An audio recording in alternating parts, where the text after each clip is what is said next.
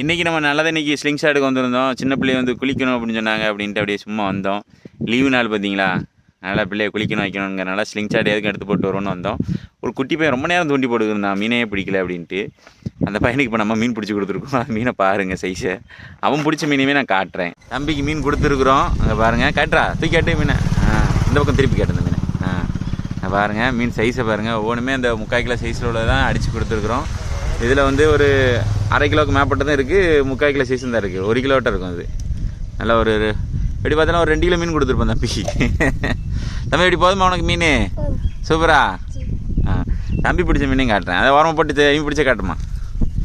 அவன் பிடிச்ச எப்படி பிடிச்சிருக்கான்னா இந்த பிடிச்சி வச்சுருக்கான் பாருங்கள். இது ஆரா மீனுங்க. ஆரா மீன் நானும் பார்த்துருக்குறேன். இந்த பாம்பு மாதிரி இருக்கும். ஆரா மீன் பிடிச்சிருக்கிறான். ஒரு கெண்டை 2 சிலேபி பிடிச்சிருந்தான். இதுதான் தம்பி தூண்டில் கடித்த மீன். நம்ம வந்து ஸ்லிங் ஷாட்டில் அடித்து கொடுத்த மீனை பார்த்தீங்களா, அங்கே கிடத்தி போட்டிருக்கான். 3 மீன் கொடுத்துருக்குறோம். இந்த மாதிரி நல்ல தண்ணிக்கு வரும்போது சின்ன பிள்ளைய ஆசைப்பட்டு கேட்குங்க, அந்த கையில் கொடுத்துட்டு போயிடுவோம். சூப்பர் தம்பி, பாய்.